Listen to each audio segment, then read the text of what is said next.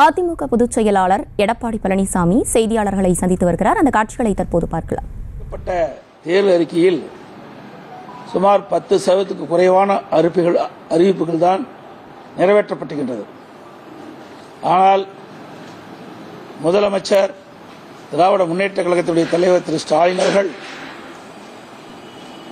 திராவிட முன்னேற்ற கழகத்தின் சார்பாக 2021 சட்டமன்ற பொதுத் தேர்தலின் போது அறிவிக்கப்பட்ட தேர்தல் அறிவிப்புகள் 98% நிறைவேற்றப்பட்டதாக ஒரு பச்சை பொய்யை இன்றைய தினம் தேர்தல் பிரச்சார கூட்டத்தின் வாயிலாக தெரிவித்துக் கொண்டிருக்கின்றார்கள்.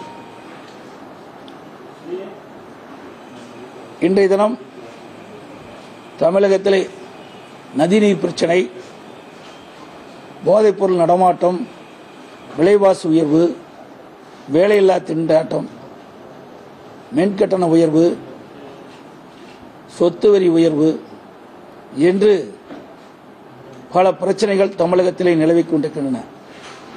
இதையெல்லாம் கட்டுப்படுத்த தவறிய அரசு விடியா திமுக அரசு. அதோடு மத்தியில் ஆளுகின்ற பாரதிய ஜனதா அரசும் 2019 அன்று அறிவிக்கப்பட்ட தேர்தல் அறிக்கையில் முழுமையாக நிறைவேற்றப்படவில்லை. 2014 மத்தியிலே பாரதிய ஜனதா ஆட்சி அமைந்தது. அந்த காலகட்டத்தில் பெட்ரோல் விலை 71 ரூபாய், டீசல் விலை 55 ரூபாய், $105. இன்றைய தினம் 2024 ஆண்டு தற்போது நிலவரப்படி பெட்ரோல் விலை 1 லிட்டர் 102 ரூபாய், டீசல் விலை 1 லிட்டர் 94 ரூபாய். வெளிநாட்டிலிருந்து மத்திய அரசு இறக்குமதி செய்யப்படுகின்ற கச்சா எண்ணெயினுடைய விலை ஒரு பேரல் $86. 2014 ஆண்டு கச்சா எண்ணெய் விலை குறைந்திருந்த பொழுது பெட்ரோல் டீசல் விலை குறைந்திருந்தது. இன்றைய தினம் 2024 ஆண்டு பெட்ரோல் டீசல் விலை இறக்குமதி செய்யப்படுகின்ற எண்ணெயினுடைய கச்சா எண்ணெய் விலை குறைந்தும் இன்னும் விலை குறைக்காமல் அதிகமான வரி போட்டு மக்கள் மீது மிகப்பெரிய சுமையை சுமத்திருக்கின்றார்கள்.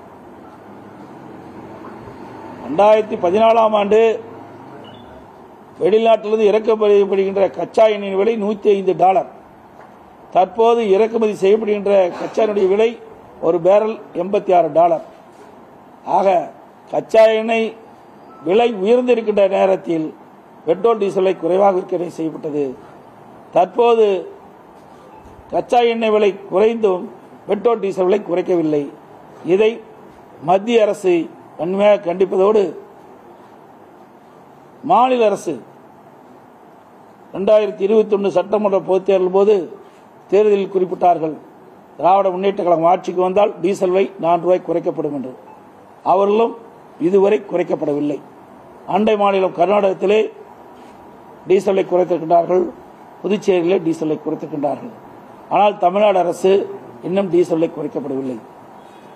இதனால் அத்தியாவசிய பொருட்கள் விலை உயர்ந்திருக்கின்றது. பொதுமக்கள் கடுமையாக பாதிக்கப்பட்டிருக்கின்றார்கள்.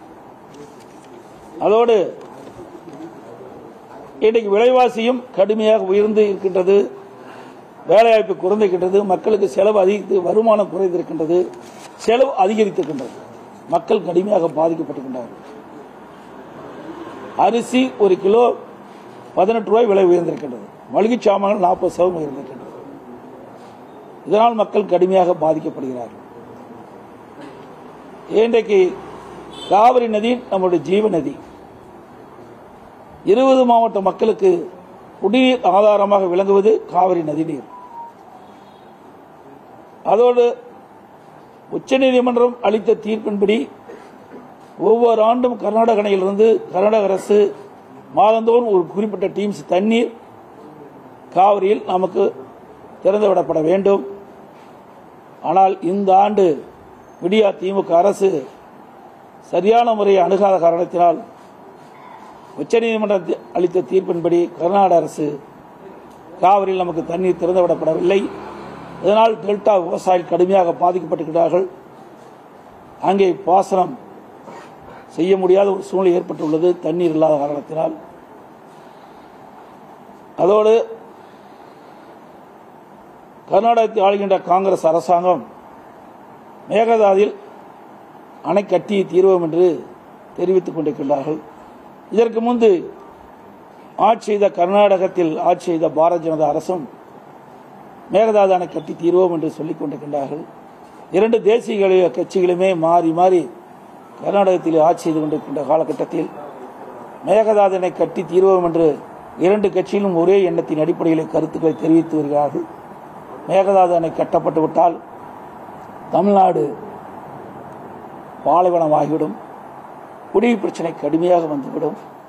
ஆனால் இன்றைய அரசாங்கம், திராவிட முன்னேற்ற கழக அரசாங்கம், இந்த மேகதாது அணை கட்டுவது குறித்து கர்நாடகத்தை ஆளுகின்ற காங்கிரஸ் அரசாங்கம் பல்வேறு ஊடகத்திலும் செய்தித்தாளும் வெளியிட்டு கூட அதற்கு கண்டனம் கூட தெரிவிக்கவில்லை.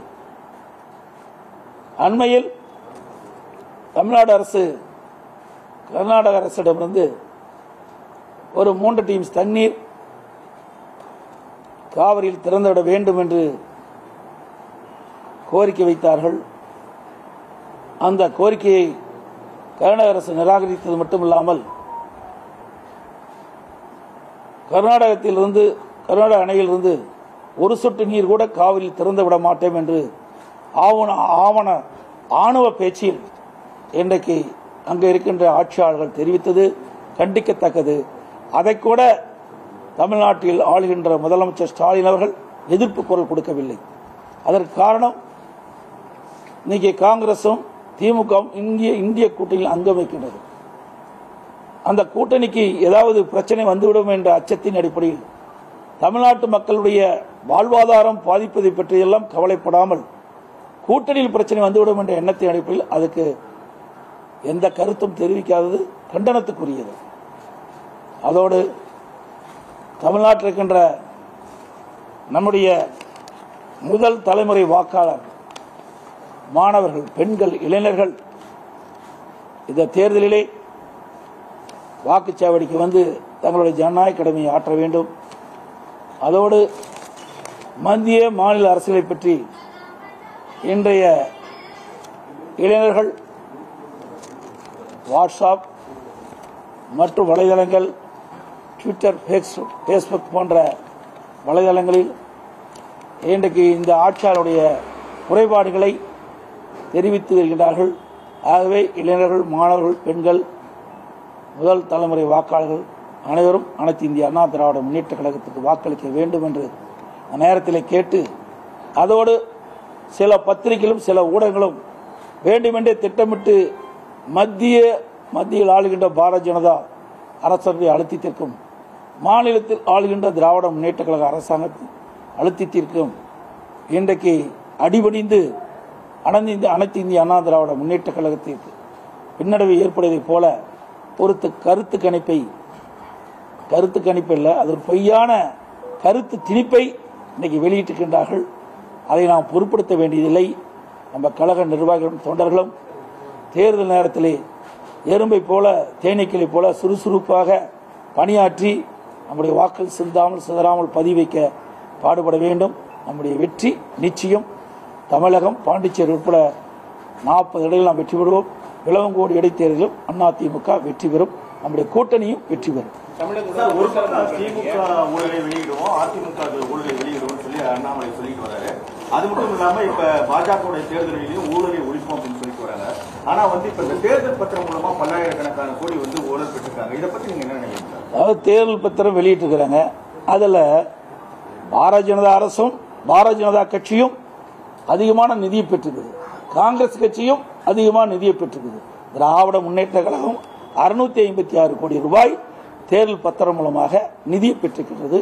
குறிப்பாக சொல்ல வேண்டும் என்றால், ஆன்லைன் ரம்மி சூதாட்ட நிறுவனத்திலிருந்து 509 கோடி ரூபாய் தேர்தல் பத்திரத்தின் மூலமாக திராவிட முன்னேற்ற கழகம் நிதி கிடைத்திருக்கிறது. செய்திகளை உடனுக்குடனும் துல்லியமாகவும் தெரிந்து கொள்ள சப்ஸ்கிரைப் பண்ணுங்க.